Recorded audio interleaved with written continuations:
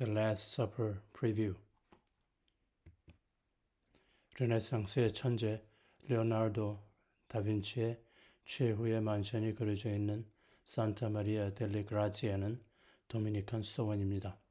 최후의 만션은 그 그림이 있는 방 안에 들어가셔서 직접 보셔야 다빈치의 숨은 의도를 실감하실 수 있습니다. 방에 들어가 그림을 보는 순간 왠지 어깨가 으쓱해지며 키가 커지는 것 같은 기분을 느끼실 것입니다. 왜 그럴까요? 그 이유를 설명해 드리고자 합니다. 우선 그림에서 꼭 보셔야 할 점들부터 짚어보겠습니다. 이 그림은 정확한 원근법을 구사한 그림입니다. 예수님의 오른쪽 관자놀이가 있을 부분에 소실점을 정하고 거기에 못을 벗고 줄을 매어서 수평선과 직교선을 정해놓고 그리기 시작했답니다. 사선으로 된 선을 직교선이라고 합니다. 우선 특이할 점은 다빈치는 12사도의 머리 위에 헤일로, 즉 후광을 그리지 않았다는 것입니다. 이것은 아주 중요한 포인트입니다. 예수님의 머리에만 뒤쪽으로 난 창문 위에 아치를 그려 넣어서 헤일로를 은연중에 암시했을 뿐입니다. 사도들의 머리 위에 헤일로를 그리지 않기로 한 것은 그들이 우리와는 동떨어진 성인이라는 존재들이기보다는 그들도 우리와 같은 인간들이었다는 사실에 더 중점을 두었다는 것이 아니겠습니까? 이것이야말로 진정 인간성의 재발견을 추구한 다빈치의 과감한 르네상스적인 발상이라는 점에서 그 의미가 크다 할 수 있겠습니다. 그림의 내용은 두 가지입니다. 먼저 너희들 중에 누군가가 나를 배반할 것이다 라고 뜬금없는 폭탄 선언을 한 후에 이것을 먹고 마셔라 내 몸과 피다 라며 예수님이 성체성사의식을 시작하는 장면입니다. 구성은 세 사람씩 4개의 팀으로 나누었습니다. 삼위일체와 4대 복음을 의미한답니다. 사도들의 인간적 제스처가 눈에 띄입니다. 전체적으로 보면 예수님이 제일 크고 두드러져 보입니다.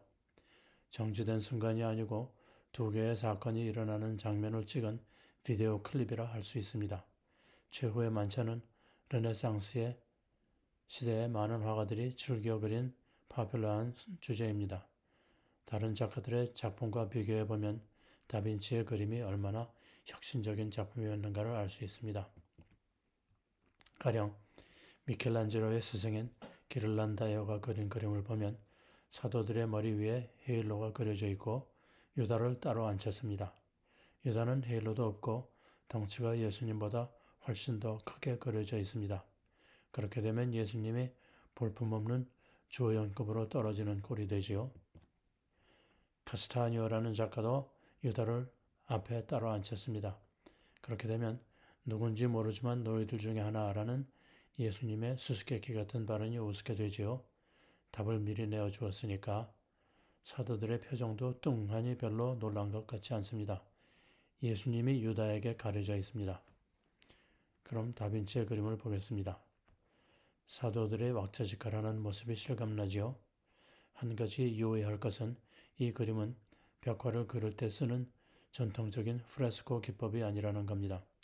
당시의 프레스코 기법은 수채화를 그리는데 일단 물감이 마른 후에는 색깔이 좀처럼 변하지 않고 회백에 직접 그리기 때문에 그림을 오래 보존할 수 있습니다.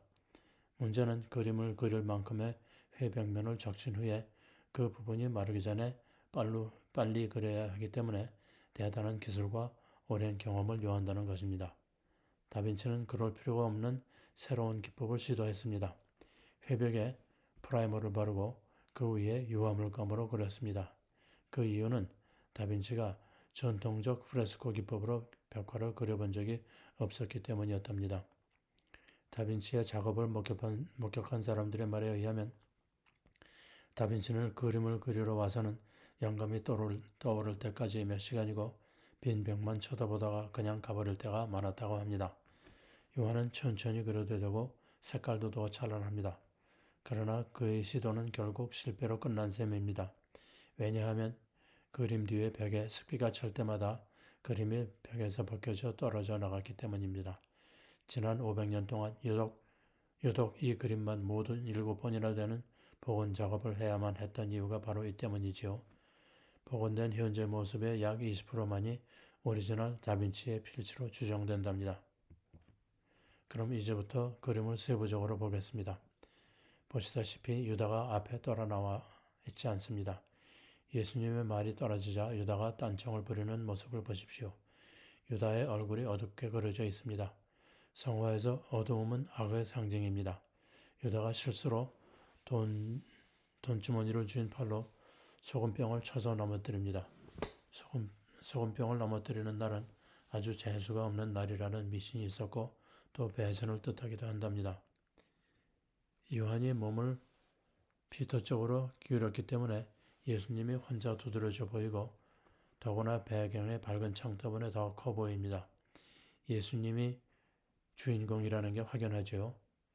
피터가 요한에게 그게 어떤 새끼야? 하고 귓속말로 묻습니다. 그 옆에 그룹은 바르톨로뮤, 제임스, 앤드루입니다. 앤드루가 quiet, calm down 이라고 말하는 제스처입니다. 피터의 어깨에 얹은 제임스의 손은 제임스가 피터의 자리를 이어받을 사람이라는 것을 나타냅니다. 바르톨로메는 놀라서 벌떡 일어납니다. 오른쪽 아래에 바르톨로메를 향한 피터의 칼든 손이 보입니다. 예수님을 체포하러 온 말커스의 귀를 자른 것과 바르톨로메가 나중에 가죽이 벗겨져 순교를 당하는 것을 암시합니다.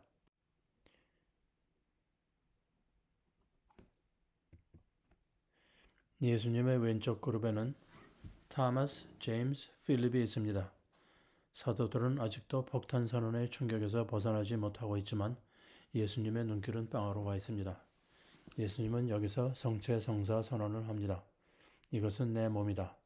예수님은 이 그림의 인물들 중에서 제일 안정적인 포즈입니다. 내리깔은 눈, 좁은 어깨, 순종적이고 온화한 표정이 돋보입니다. 손바닥을 위로 젖히면 용서한다는 뜻이고 아래로 엎으면 벌을 준다는 뜻입니다. 유다 쪽으로 향한 손은 엎어져 있지요. 우리의 죄를 사해 주시기 위해 십자가에 매달리게 될 예수님의 모습이 눈에 확 들어옵니다. 이태리 사람들 특유의 핸드 제스처로 사도들이 무엇을 말하는가를 잘 표현했습니다. 타마스는 하늘에 두고 맹세할 수 있어 하며 따집니다. 타마스는 손가락으로 예수님의 성호를 찔러본 사람이지요. 제임스는 Come on, you gotta be kidding 하며 믿지 못하겠다는 듯 항변합니다. 필립은 You're not talking about me, are you? 하며 애원하는 듯한 표정으로 묻습니다. 데디우스와 사이먼은 예수님의 탄생을 목격한 목동들이지요. 매튜가 Did you just hear what he said? 라고 묻자 데디우스는 Didn't I tell you? I know it 하는 손짓이고 사이먼은 I have no idea 라고 말합니다.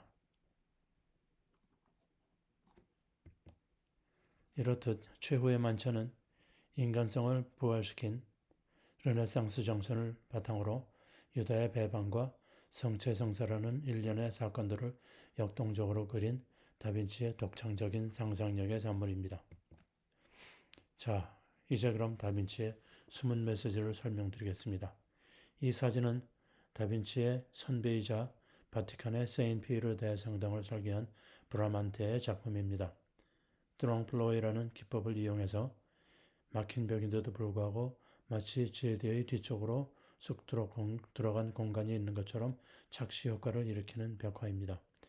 그렇게 그리려면 방의 벽과 천장이 만나는 선의 연장선과 그림이 직교선이 일치하도록 맞추어야 됩니다. 그런 기법이 있는데도 불구하고 다빈치는 그렇게 안 그렸습니다. 실제 방의 직교선과 그림의 직교선이 일치되지 않게 그렸습니다.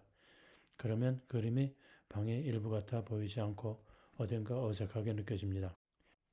다빈치는 자기의 일기장에 이 벽화는 보는 이의 눈높이를 그림 속의 예수님과 같은 레벨로 올리면 자연스럽게 그림이 방의 연장인 것처럼 보인다. 즉, 보는 이의 눈높이를 올리면 그림이 자연스럽게 보일 것이라고 썼습니다. 이 그림을 매일 보던 수도승들은 왠지 눈에 편치 않은 어색한 기분 때문에 무의식 중에 발돋움을 했을지도 모릅니다. 키가 커진 것 같은 착각을 일으키게 했다는 말이지요. 다빈치는 이런 의도적인 착시 현상을 이용해서 수도승들이 라저 된 라이프의 인간으로서 어깨가 으쓱해지는 기분을 느끼게 해준 것입니다.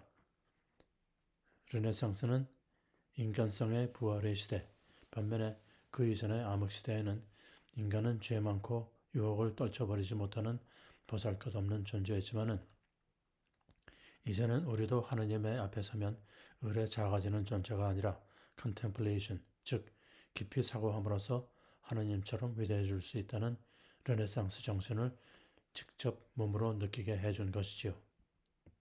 다빈치는 이렇듯 그림을 이용해서 보는 사람들의 마음을 움직였습니다. 다빈치가 죽을 때까지 가지고 다니면서 고치고 또 고쳐 그렸다는 모나리자는 알쏭달쏭한 미소, 배경에 보이는 기울어진 수평선 등으로 아직도 이 그림에 수수께끼를 두고 말이 많지요. 저희 서양미술사 교수님이 말씀하시기를 자기도 루블 박물관에서 이 그림을 한참 동안 들여다보며 골똘히 생각해 보았는데도 수수께끼의 답을 찾지 못했는데 결국 버스를 타고 호텔로 돌아오다가 번뜩 생각이 났답니다. 아, 이것은 정답이 없는 수수께끼로구나. 다빈치는 우리가 생각하도록 유도를 했을 뿐이로구나 라고 말입니다. 모나리자의 신비를 풀어보려고 머리를 짜내어 생각을 하도록 말입니다. 다빈치는 이 그림을 보는 이들이 컨템플레이션, 즉 깊이 생각하게 만드는 것이 목적이었다는 말입니다. 르네상스는 컨템플레이션에 의한 인간성 부활의 시대, 즉 자유로운 개인으로서의 창의적 사고를 함으로써 인간도 신과 같은 높은 수준으로 올라갈 수 있다는 믿음이 바로 르네상스의 근본 정신입니다. 다빈치는 화가이기 전에 항상 질문하고 탐구하는 과학자였습니다. 사람의 시체를 30구나 해부하였고 항공학, 물리학, 군사공학 등에도 조예가 깊었었습니다. 그래서 예술과 과학의 두 영역을 넘나드는 Universal Man이라는 영예로운 칭호가 붙었지요. 이 그림은 어느 수도원에 있었던 다빈치의 그림인데 오른쪽에 있는 회랑에서 그림을 옆으로 보게 되어 있었답니다. 그래서 일부러 성모 마리아의 오른팔을 실제보다 좀 더 길게 그렸다고 합니다. 옆에서 보면 긴 팔이 정상적인 길이로 보이기 때문입니다. 다빈치는 밀라노의 공작 루도비코 스포르사에게 고용되었을 당시 궁정의 연회나 패전트의 흥행을 관장하면서 무대 장치에 쓰이는 장면의 판타시를 정말처럼 보이게 하는 스페셜 이펙트에 대해 관심이 많았다고 합니다. 다빈치는 그림을 보는 사람이 무의식 중에 작가의 의도대로 느끼고 행동하게 하는 묘수를 썼다는 말입니다. 다빈치의 불후의 명작 최후의 만찬을 즐감하시면서 르네상스 문명의 숭고한 인본주의 정신과 함께 세계의 천재 다빈치의 숨은 배려도 몸소 체험해 보시기를 바랍니다. 감사합니다.